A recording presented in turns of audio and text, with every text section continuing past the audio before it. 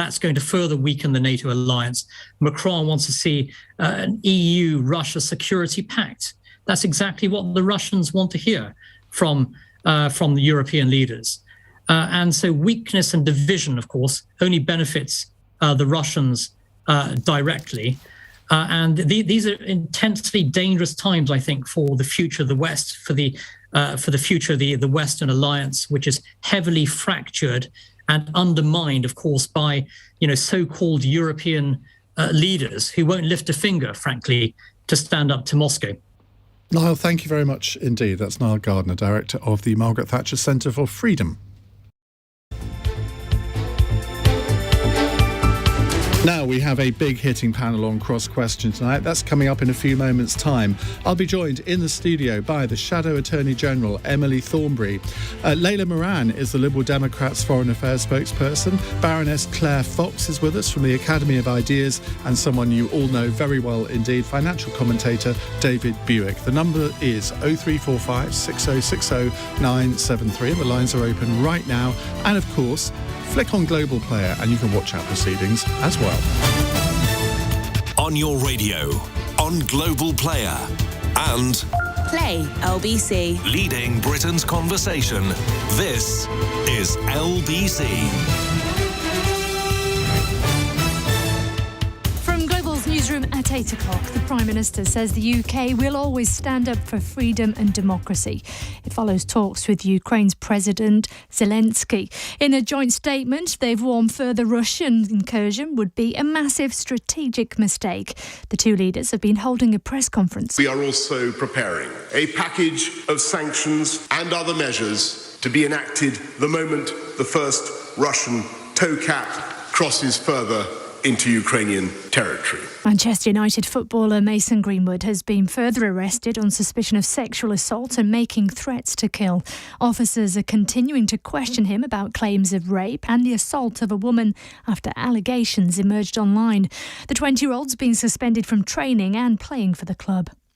The Home Secretary's called the behaviour of some Metropolitan Police officers sickening, following a report by the Independent Office for Police Conduct.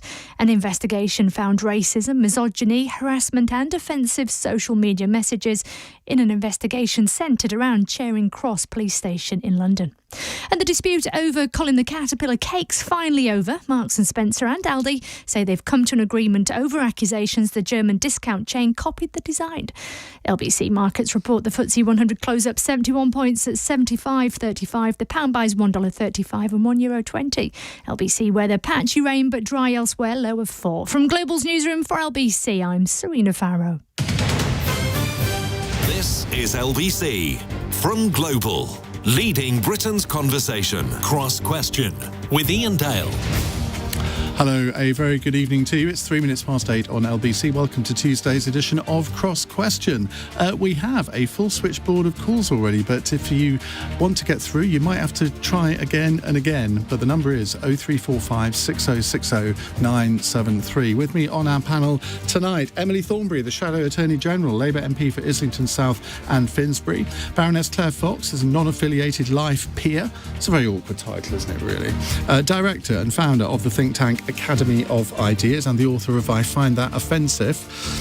David Buik is LBC's finance commentator, and Layla Moran is Lib Dem MP for Oxford West and Abingdon and chair of the COVID APPG. And of course, let me remind you, as I always do, you can watch us on Global Player as well.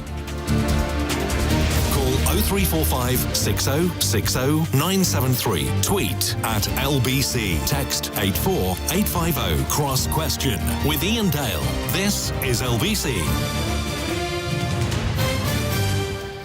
And if you can't get through, you could always text us on 84850. Richard in Woolwich is our first caller. Richard, very good evening. What would you like to ask our panel? Good evening, Iain. Thanks for the opportunity. Panel, Peter Kyle MP has posted in the last hour on Twitter that Winston Churchill said an MP's priorities are country, constituency and party in that order. What do the panel think are Boris Johnson's priorities? Let me add on to that. What are your priorities? Well, the three of you that are in politics, David may have very different priorities. I don't know. Layla Moran, let's start with you. Great question. Himself is the answer. The thing is, it's always been himself.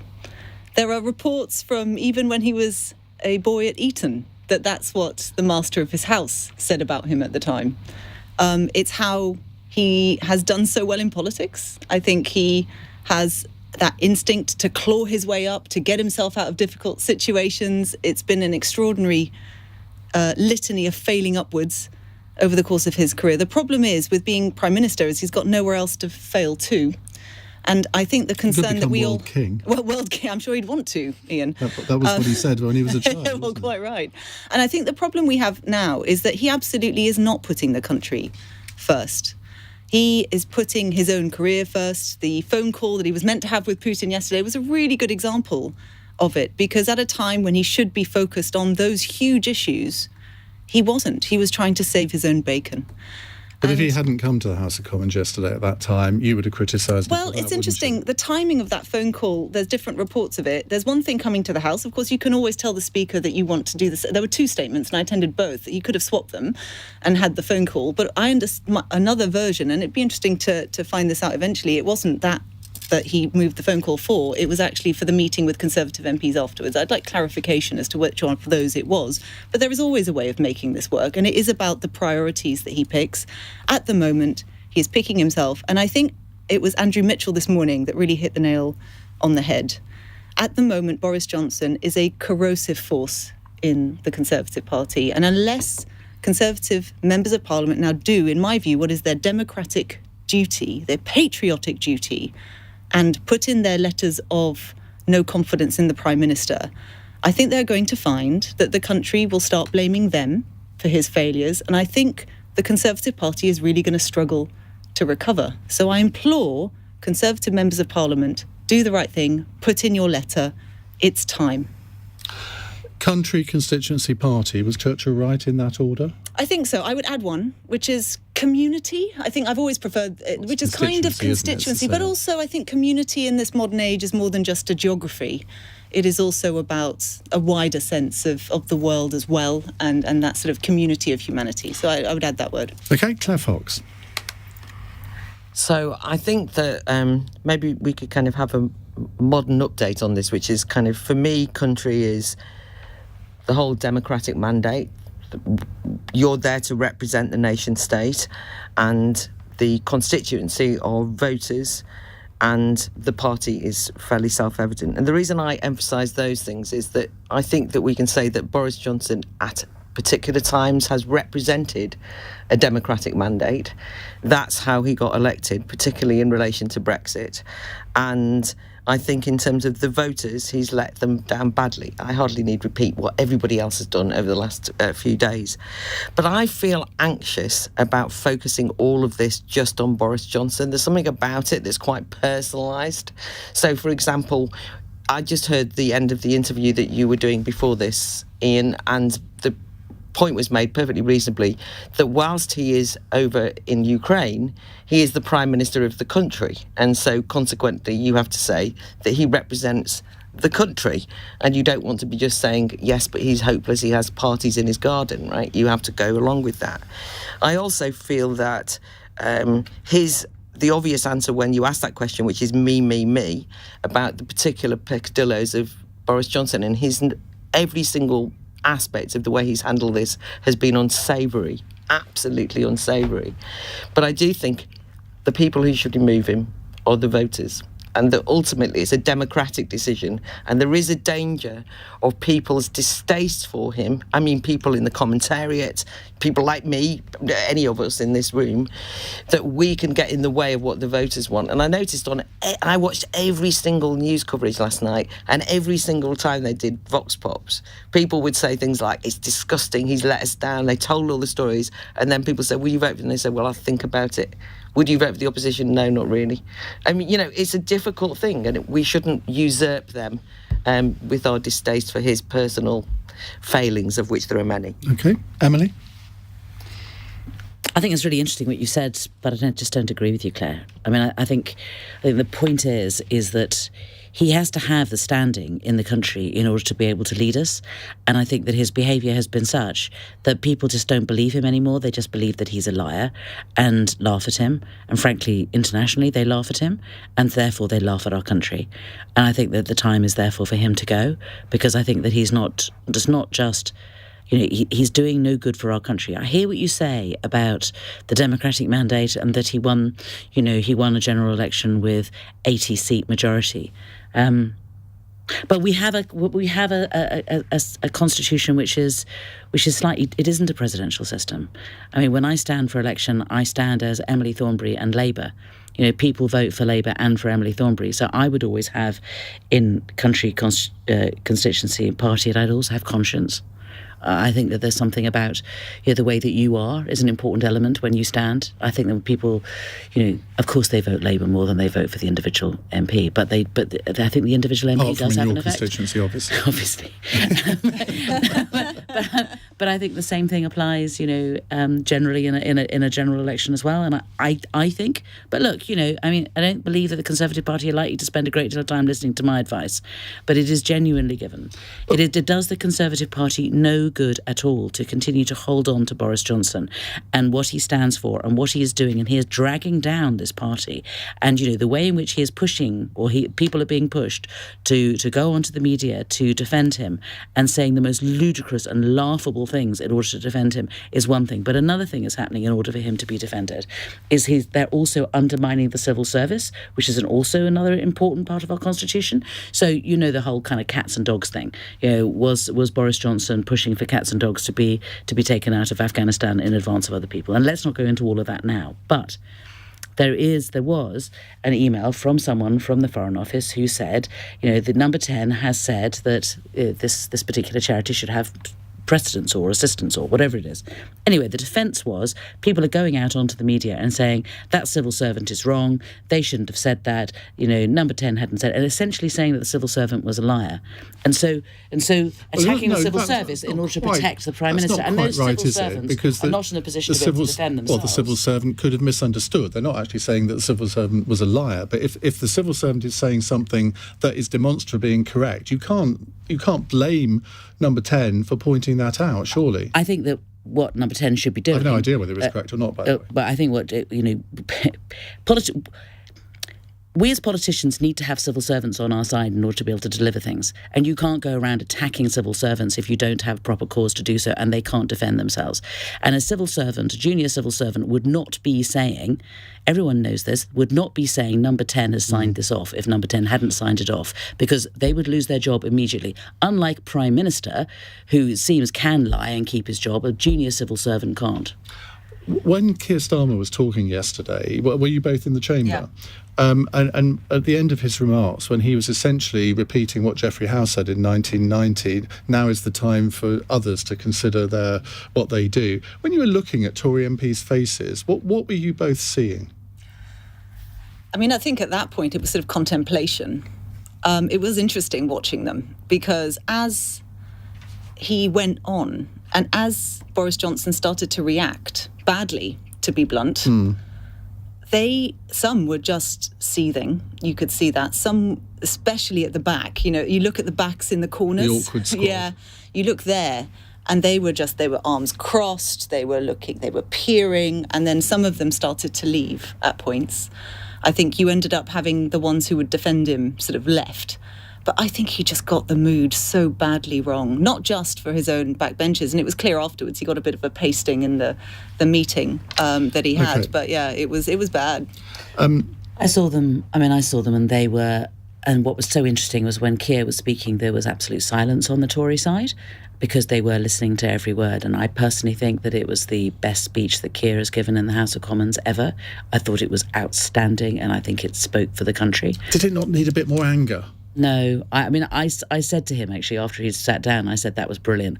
I would have been much more angry, and I would have been wrong to be more angry. You actually did it. You do anger quite well, don't you? I get cross. But Keir was much more measured, and that was right. Yeah. And that was right, because also the contrast between the way that Keir behaved and the way that Boris Johnson behaved was really remarkable. And I think that there was increasing disgust, I think Layla's right, on the face of Tory MPs watching their own leader behave. David Buik, you don't have a dog in this race, either a big dog or a little dog. Going back to Richard in Woolwich's question, Winston Churchill said an MP's priorities are country, constituency and party. What are Johnson's priorities? How do you answer that? Well, it doesn't tick any of those boxes. I don't think, in point of fact, the constituency, I think I'll probably have to get a map and tell him it's off the A40 to get to Uxbridge, because I doubt he's been there more than half a dozen times. And the party, I suppose, is way down the list of priorities. It's Johnson 1, country 2, the rest nowhere. Well, that's very concise. I was kind of hoping you might provide a bit of balance I will do. to the rest of the panel, but... But I'd just like to add something, is that I don't like personal assassination by the visual media. What has really upset me is the late arrival of the police on the scene. Plod has really damaged this process. We all want it over. It doesn't matter what party you support. We've had it. We're sick to death of it. The days of June 1963, when Jack Profumo left the House of Commons with great dignity, having behaved disgracefully, they've gone. Now we're all into this terminological inexactitude and economy of the truth. Other people call it another blunt word. But the fact remains is the culture has changed. Daniel Finkelstein wrote a fantastic article in the Times about 6 months ago saying people who think that Boris Johnson was going to change with his track record as the London mayor must have been daft. If they voted for him on the fact that they thought he would change, it's just... Can I just defend the voter just for a moment? Because I've spoken to a few of these voters. North Shropshire was a really good opportunity to talk to many of them who had voted for him quite enthusiastically at the last election. And the thing is, and I think those of us who sit on panels like these or are interested in politics always perhaps overestimate the detail to which people who vote will sort of cast it. And when they voted for him, they believed him. I think that's the most wonderful thing. Like, they absolutely believed every word he said. And as he has been shown to them through the position he now has, they've learned more about him and they have found him wanting. And incidentally, that was before. We saw it in Chesham as well. So yeah, but on a personal basis, you're absolutely right. But let's put things also in perspective. Certain things have been delivered, like the economy, which is, I think, the most thing, the furloughing scheme, the fact that we've got very low unemployment, the fact that the economy is recovering quickly. All right, he's putting his hat on that peg every minute of the day, but it is an achievement. But that doesn't, I'm afraid, negate the fact Well, I of think his behaviour. that's the point, isn't it? All of his achievements are now being ignored because, understandably, people are becoming so angry about what's happened this here. This is what we're not sure about, and I'm not claiming to be sure of it, but having talked to a lot of people from the Northwest, where I studied a Brexit Party MEP, and talking to them to try and garner a bit of insight, many people broke a generations habit of moving from Labour to the Conservative Party. No, they moved from Labour to Boris. That's what they did. No, but for the Conservative Party, because Boris said he'd deliver Brexit. I don't want to rehearse all that, but that's what they did. Yeah. So it's a bit embarrassing if you did that. You kind of broke this big tradition to go over there. But there's an element of which they then think, but, so I actually think that they saw him flaws and all, but they wanted a particular delivery of a particular thing, and they thought he could do it. So they wouldn't have voted for the Theresa May Conservative Party, and they didn't, or indeed anything else which they would have seen as a fudge. Yeah. So they were voting for not him, but he as the man who would deliver what they wanted. They saw themselves as in control, and they're mortified that then this guy's kind of been shown up. But I don't think they had any illusions that he was a happy chappy, a trustworthy man of discretion. I don't think that's an interesting point, because you could argue, Emily, that, now that they voted for him because of Brexit, they got what they wanted, and that's now, whatever he does now, it's freed them up to vote for who they like because they got what they wanted. I think that's probably right. And I think that, can I just, before I answer that, I just don't want to let it pass that when David said that the culture has changed and that it is now acceptable for... It's changed. It's changed. I don't think it's not acceptable. It's not acceptable. And I don't think that having a Prime Minister who lies to Parliament and gets away with it means that the culture has changed. I think if we have a Prime... got away with it? Well, so far Let's he has. see. So far he has, but it's certainly he should have I think he should have gone at least a month ago. But the point is that it's not acceptable, and it continues to not be acceptable, and we mustn't allow it to become acceptable. We mustn't allow this man to change our political culture. We must not allow it to become the norm that people lie. I know people think politicians lie, but actually, surprisingly, we don't quite a lot. I mean, get occasionally, caught out pretty quickly. Yeah, exactly. By the likes of Iain. Exactly. And so I think that's. But I just wanted to kind of say that because I think that's important. And as for the voted for Boris because of Brexit, and Brexit's been delivered. It reminds me a little bit of the Khaki election, which took place about 100 years ago, where the Tories stood on the basis of we're going to fight the Boer War, and they did nothing else but that, and then they got a massive great majority on the back of that, and the Boer War didn't go well, and then the polls swung back again, and the Liberals came in with a massive majority afterwards. If you go for an election on a single issue, I think that who would think polls can be very destabilised. Would come up on this discussion. I feel I've learned something. I feel I've learned something. I still think. I think trying to imagine, just very quickly, trying to imagine that Brexit is over and everyone can move on is not quite right, because actually the one thing that everybody I speak to say is there's too much enthusiasm to get rid of him over Brexit, and if you want contempt for the public. Guess what? It's the opposition I'm getting parties, people shouting in my ear to say, go to a break, because I am very, very late. It's 21 minutes past 8. Sorry. LBC.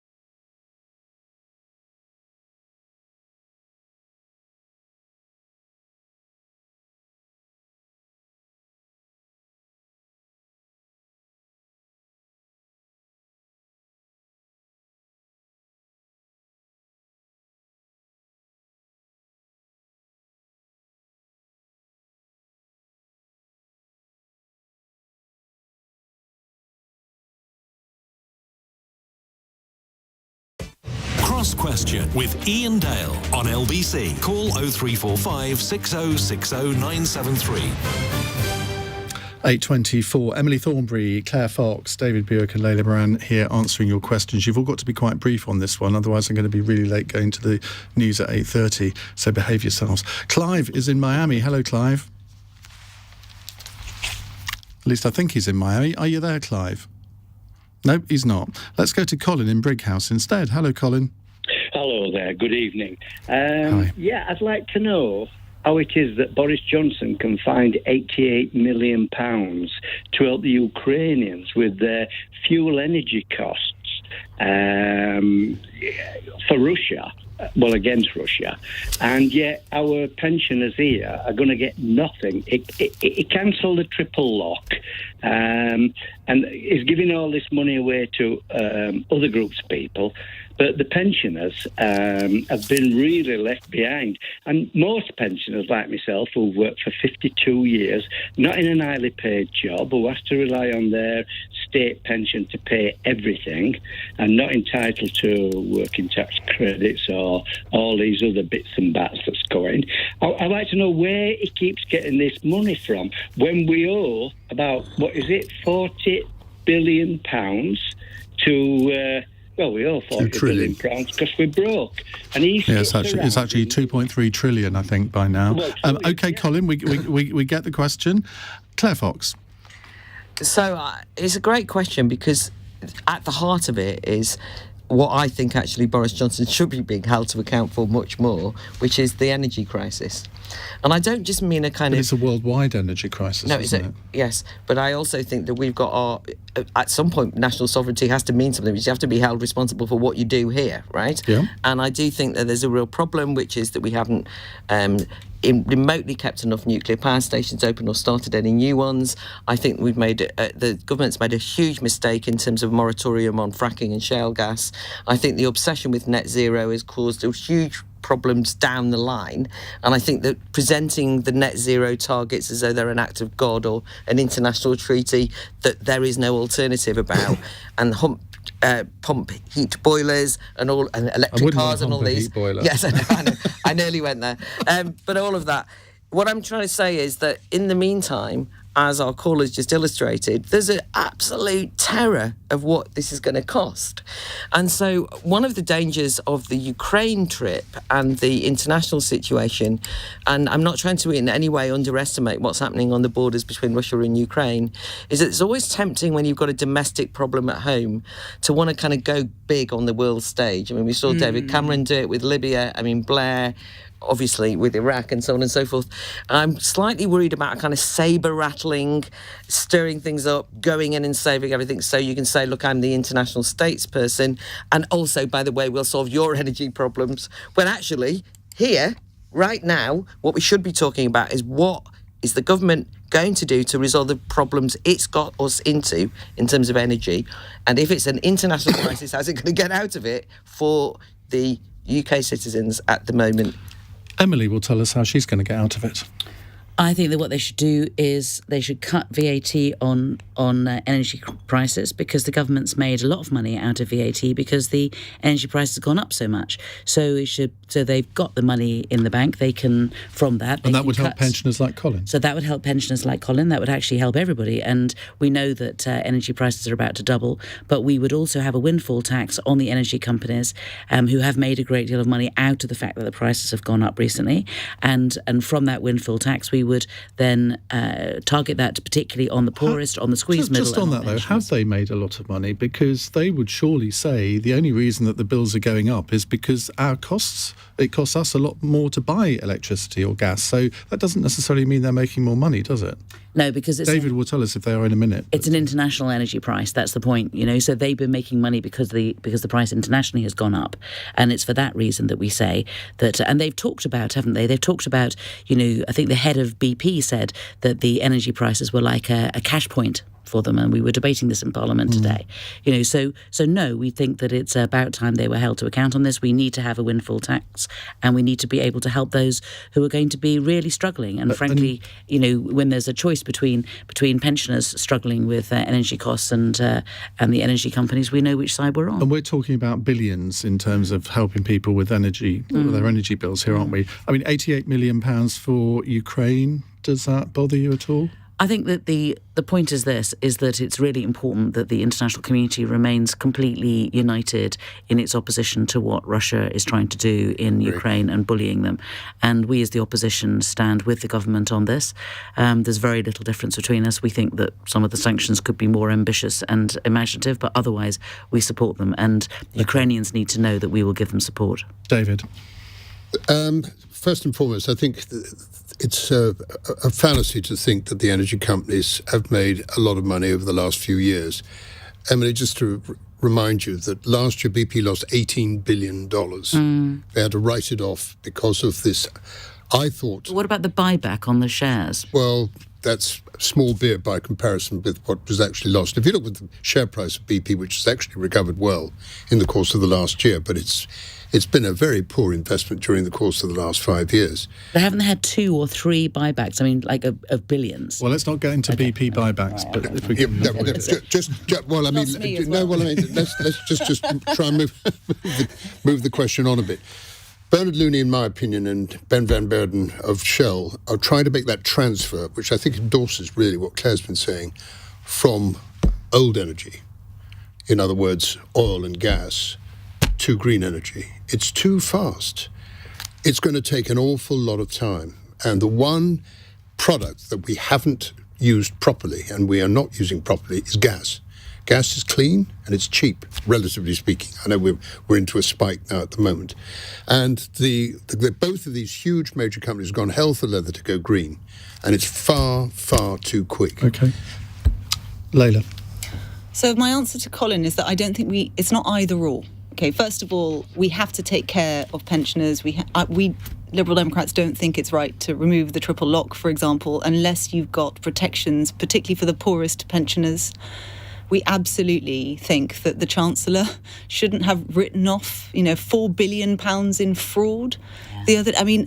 Eye-watering sums of money in terms of government incompetence, spending of taxpayer pound that should be going to protecting the poorest. That can happen. But at the same time, it is right that we support Ukraine.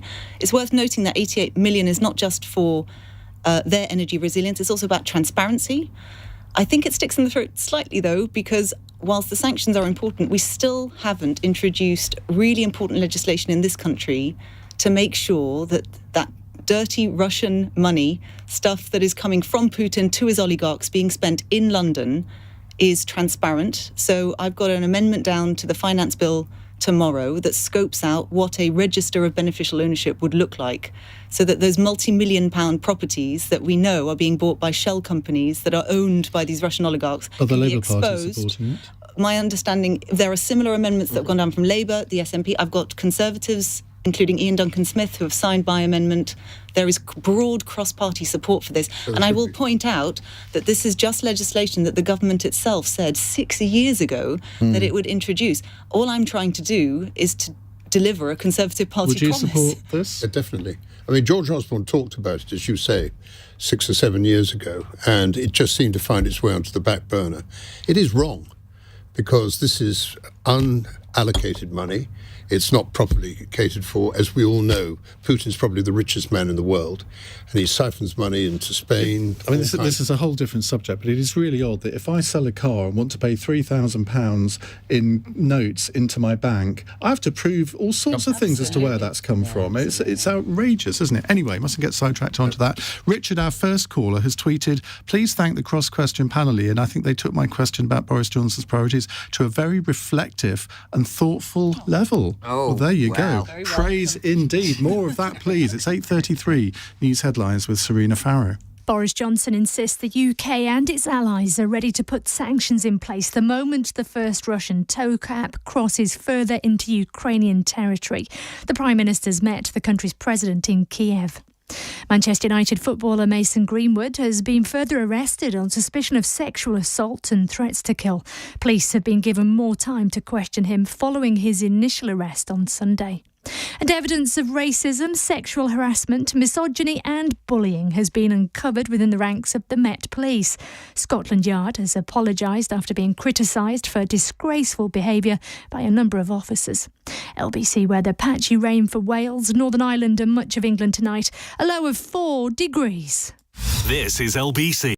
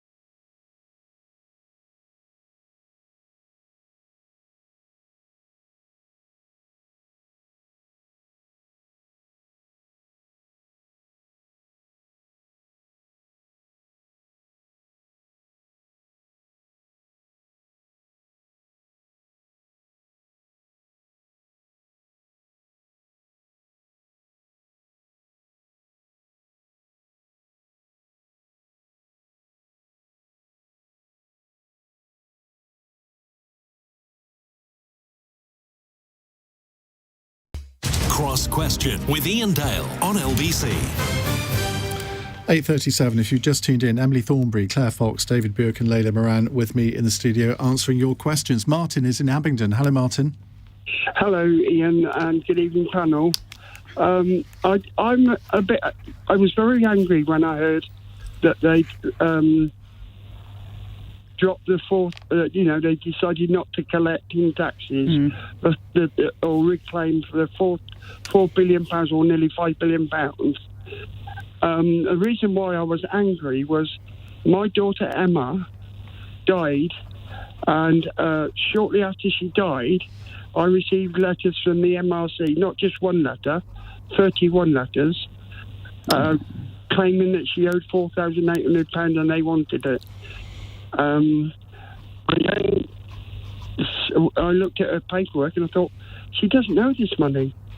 And I couldn't get through to them, so in the end, I contacted my MP, which is Layla, and she fought on our behalf. And not only did Emma not owe any money, they owed her £4,800. And so they've been chasing dead people. Yeah. It's all right for them to chase dead people, but not these other people. Well, let's go to Layla then. So that was one case that worked. It was, and hi, Martin. I remember this case and my office discussing it, and when that win came through, that was amazing. And there are times, actually, as an MP, where it's these wins that really carry you, because this is the bread and butter of what we do, and it's an honour to be able to help. I think what is always difficult, though, is like, what if you hadn't have come to your MP? What if your MP somewhere else wasn't as responsive? It shouldn't take an MP going to HMRC to argue on your behalf. No, but you are effectively the person of last resort, Absolutely. aren't you? That is kind of what you're there for, because no public body wants to get a letter from Layla Moran or Emily Thornberry Absolutely, and I very much sort this out. Exactly, and I very much hope when they do, they know that she's just not going to stop. So, keep looking at it. But I think to the thrust of the question, though, I think the COVID fraud, it's really difficult for a lot of people to take. We had a hearing of the all-party group on coronavirus this morning, where we looked at people who had gained and lost financially in coronavirus. And we were talking to people who had lost their businesses. One chap said he'd worked out that he had personally paid in something like £1.6 million to the Exchequer over the course of his working life. And he'd lost his business. He didn't qualify for any of the different schemes that had been set up. He'd started a group called Forgotten Limited, and he got £2,000 back. And he felt so angry. He palpably was angry because this COVID fraud that they're not even bothering to collect. He was told the reason why they couldn't help people like him was because he was a fraud risk. And it just really, really shocked him. So I hope, and the resignation of Lord Agnew, I think, was really a watershed moment last week. If people haven't watched him do it, it is the Lord's at its highest drama, which is rare. And I would encourage you to listen to his speech and also read the Sunday Times interview that he gave. They just didn't care. He said, I was raising issues of fraud in HMRC, in the Treasury, and no one there cared. And it's just not good enough. But Emily said before, they shouldn't be attacking civil servants, but this was a failure on the part of civil servants to go after people, wasn't it? And he was the minister responsible. He didn't feel that he could do anything. I don't know whether he tried to get the Chancellor to intervene or not, indeed. But clearly he... David, you're gagging to get in. I am gagging to get in. Only to really endorse what you said, Ian, and also what Layla said to a certain degree, is that I've got a very good friend who's quite a senior partner in a large firm of accountants. No answer of any letters from HMRC, can't get an answer. Why? They're not at work. They're at home. And that has to stop. And I'm not trying to knock the civil service, because there are some brilliant brains and brilliant minds here. But the one thing that if government is going to work properly, we need people to be able to exchange views and ideas, and for them to sit at home on their computer waiting to get another pair of spectacles, because that's all they do all day, in terms of execute their business, is simply not enough. And I think that terrible case that Layla's handled so well, and I'm so sad to hear the whole story, is just indicative of what happens when you don't have everybody firing off six cylinders. Claire? I absolutely understand David's fury on... Martin's fury on this. And just listening to what David said, I think it's a combination of two things. There is something wrong with the priorities, and I agree with Layla about Lord Agnew's speech. Absolutely extraordinary. Were you there? No, I wasn't there. The worst thing was I was watching it from working at home. However, I did tweet at the time, I can't believe the one day I don't go in. I go in every day diligently, and I didn't go in, and there was this drama. But I listened to it very carefully, because what he described was that he knew how to recover the money. He knew what to do. He had it all worked out, and he couldn't get anyone to take any notice. And I do think that there is something about the working at home culture. I think there has to be a point at which you can criticise civil servants without trying to hide behind, I hate that kind of outsourcing blame to civil servants. You have to be able to say when they're doing something badly. But there's something about the set of priorities here. But the big overall picture we have to recognise is the collateral damage of lockdown policies, regardless of what side you were on, have been enormous. Right? They have been enormous. They have destroyed the livelihoods of huge numbers of people. Referring to the forgotten limited people who never got any help, but actually the people who did get help, people who were on furlough. I mean, hospitality, as we know, has been destroyed. And so what I cannot bear is this indifference to this fraud in the midst of it all, because we've actually got to now, not attaching blame, rebuild economic growth. We've got to really kickstart the economy. We've all got to be doing that. That's what I want to be doing, not talking about Partygate. I want to do that, right? And when you've got a kind of sneering indifference to a waste of money on the one hand, and then a petty-minded going after a gentleman whose daughter died for an amount of money which she didn't even owe anyway. But it's almost like even if she did owe it, you just think, oh, for God's sake, everybody. There's something wrong with... There's a technocratic mindset that's sitting at home that's somehow missing, and that's when people talk about a kind of moral chasm at the heart of government. This is it for me. I'm so sorry that happened to you, Martin. It must have been just dreadful. Losing your daughter must have been hard enough. But to then have this, you being chased in this way, I'm so sorry that this happened. Because the problem is, a lot of people would have given up at that point, wouldn't they? They'd have probably just said, "Well, we're never going to get this right, so we'll have to pay it." I just don't know. I mean, and I'm glad that you had, that you were that what you were entitled to, you were given. I mean, I think that quite often as an MP, my job is just getting people heard. And once they're heard, then they get what they're entitled to. I never get anybody anything they're not entitled to, but I do get them heard. And that's, a good MP can make all the difference in that. And I think she's calling you a good MP, Layla. Thank you, Emily. You can put that on your election literature. Just don't wind me up. But I do think also as has already been said, this indifference to £4.3 billion worth of fraud, a kind of, oh, well, it's all too hard to sort out, is just disgraceful. And we also have £8.7 billion, I hear today, in PPE contracts in 2021, PPE that didn't work. And the only people who seem to have made any money out of all of this are the sort of VIP friends of this government who are getting contracts on PPE. But, we seem to be paying, billions and billions, and the indifference to that. And then there's sort of on the one hand, and then on the other hand being, oh, but we've got to raise national insurance because we haven't got enough money coming in. They just don't have their priorities right. And it is because they can't see the wood for the trees, because they are basically fighting for their lives, fighting for their existence, fighting for the Prime Minister, and they don't get a chance to sit back and think about what is important and what are the priorities. Martin, do I remember rightly that you phoned into the programme some months ago and I advised you to bring Layla Moran? Because I think that's right, isn't it? Yeah, you're absolutely right, Iain. So it's basically all down to me, that's what I'm saying. I listen to your programme every night, Iain. Well, you're a great man. Programme every night, and I just want to take the opportunity to thank Layla from the bottom of my heart. Oh, bless you. Let's all have a group hug. It made such a big difference. Sorry, I'm getting a bit emotional. No. Oh, Martin. No, don't apologise, Martin. It was my honour, and I'm so sorry we even had to get involved. Do you know, over the years on this programme, I have advised quite a lot of people to contact their MPs, and it's really nice to hear from somebody where that really has worked. Because, I mean, look, MPs aren't miracle workers. They can't magic answers all the time. But as I said, any public authority that gets a letter from the House of Commons, they do take it seriously, and it can actually really help. Martin, thank you very much. It's 8:47. This is LBC.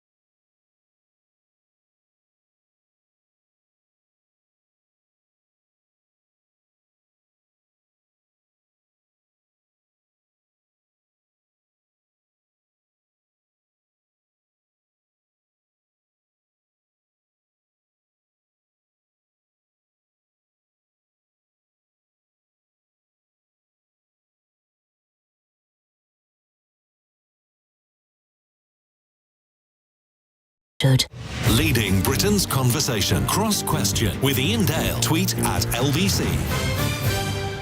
It's 10 to 9. We have Emily Thornberry, Claire Fox, David Buik and Layla Moran with us. Let's go to Luke in Bromley. Hello, Luke. Hi, good evening. My question is, given the fact that nurses and NHS staff are allowed to return or not be fired, how soon should care staff be reinstated their jobs, and should compensation be given obviously the sheer stress and obviously lack of earnings and so forth that's occurred? Now, Sajid Javid announced a consultation yesterday, but I imagine it has to be a pretty short consultation, given the deadline, I think, is the day after tomorrow to have your first vaccine. No, the deadline's they've raised the deadline, so people don't have to be vaccinated by the time that the government originally said. They're now going to do a consultation. We don't know how long it's going to take. Okay, well, Emily, you answer the question. No, I mean, that's it. So that's what the government's decided to do. They've decided to kind of look at all of this again. I mean, obviously things have changed since the policy was first announced. Omicron was not as bad as everyone feared it would be. More of the NHS staff actually got vaccinated than was expected, and so I think that it's been right for the government to start looking at this matter again.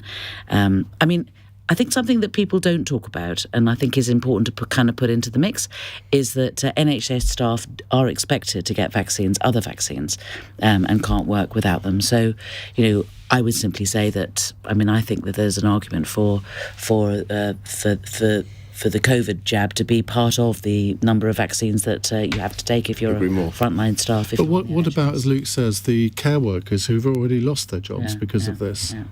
I don't think that that should have been done in the way that it was. I didn't understand why care workers were being forced to have a vaccine when NHS staff weren't. That was inconsistent in my view, and it shouldn't have been done in that way. And also, they did it too fast.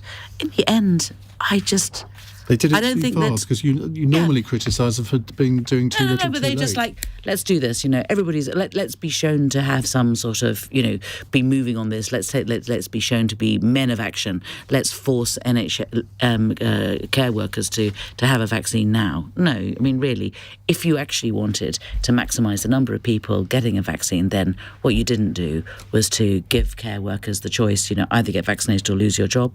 You needed to work much longer on persuading them, because they do really care for the people that they're looking after, and to be persuaded that it was in their interest and in the interest of the people that they love to get vaccinated. Layla.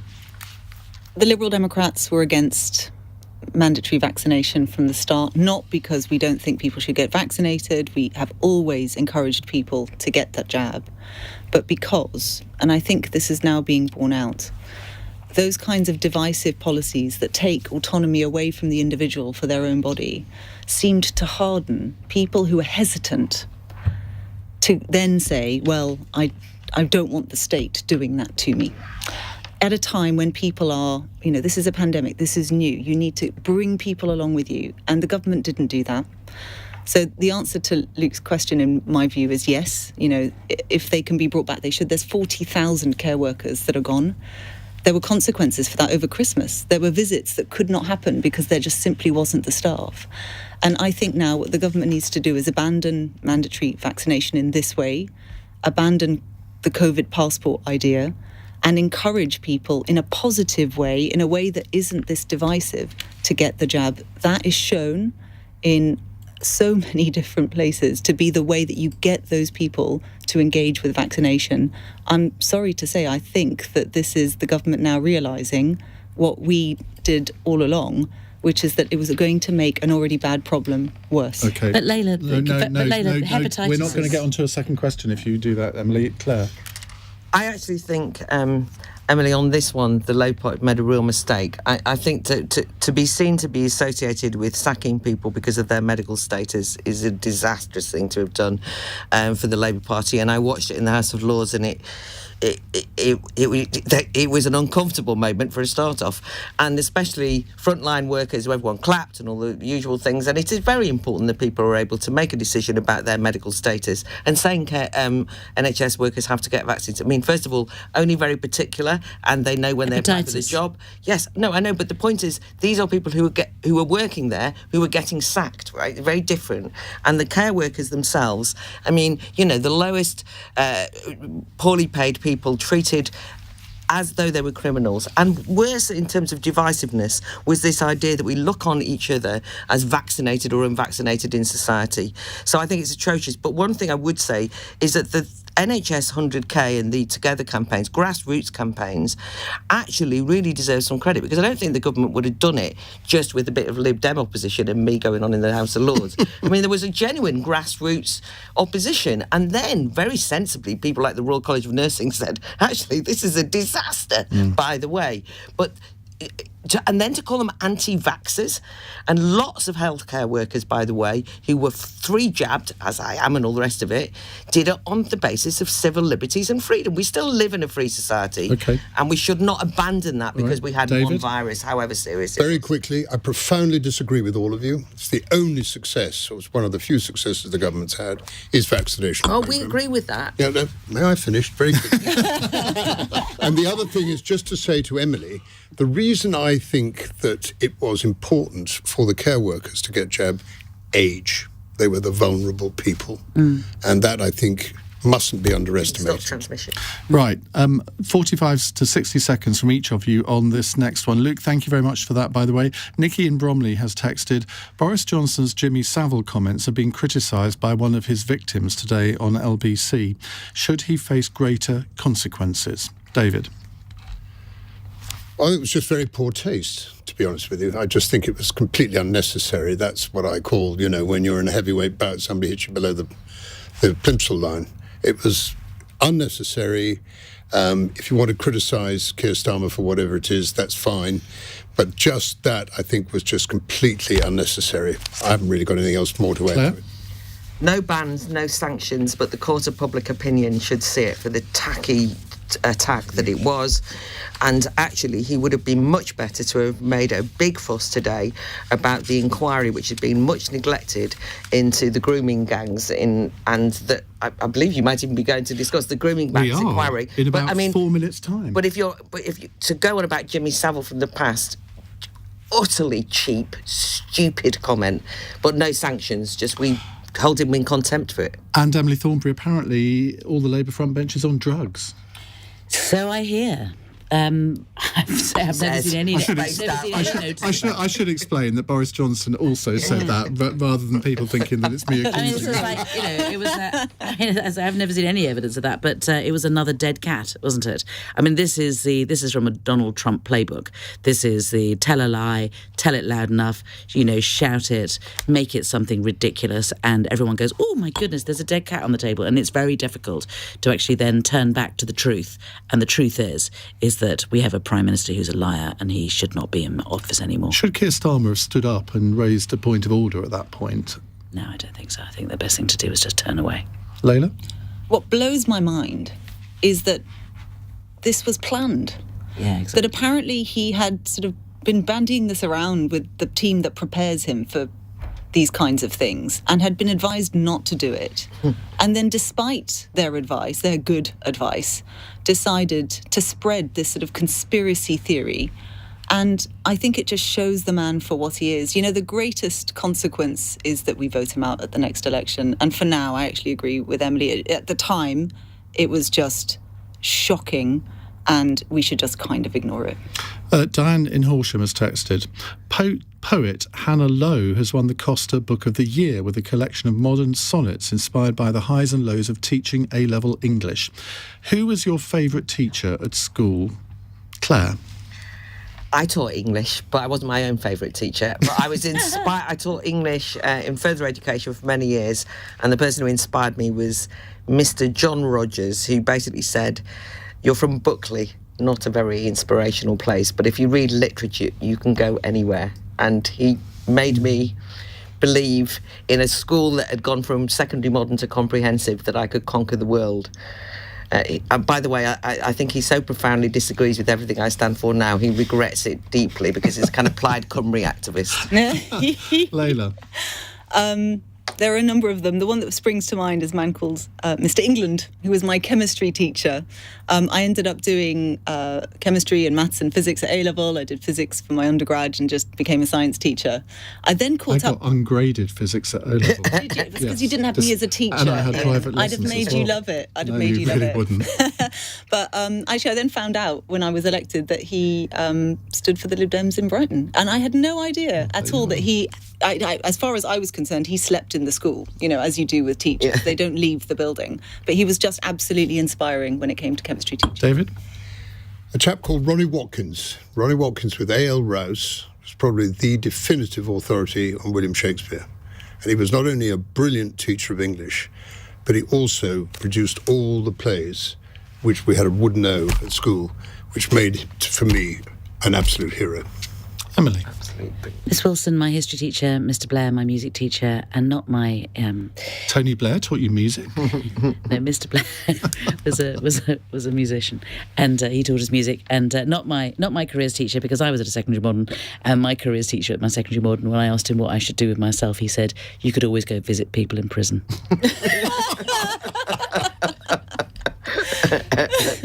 There's no answer to that. Just on the Shakespeare bit, though, I did think funny yesterday that apparently, allegedly, in the meeting last night, Boris Johnson said he saw himself as Othello. Yes. And obviously, Dominic Cummings as Iago. But obviously, as a number of people have pointed out, Othello did actually kill his wife. It wasn't the best. You know what I mean? It's like one of those things where you just think, you absolute prat.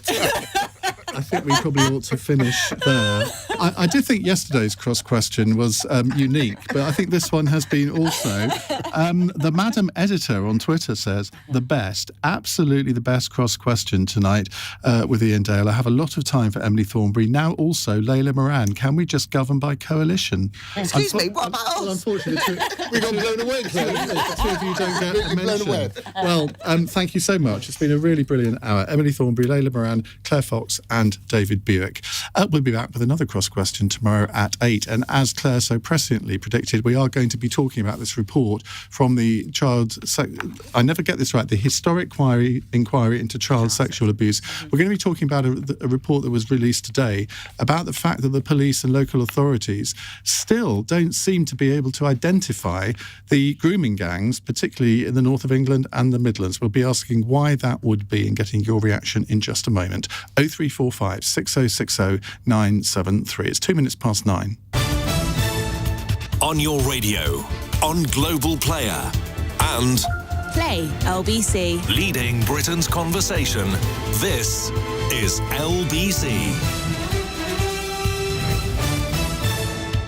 From Global's newsroom at 9 o'clock, the Prime Minister says Ukraine is facing the greatest demonstration of hostility from Russia the world's ever seen in a lifetime. Boris Johnson's been in Kiev to discuss with the President the build-up of troops from Moscow on its border.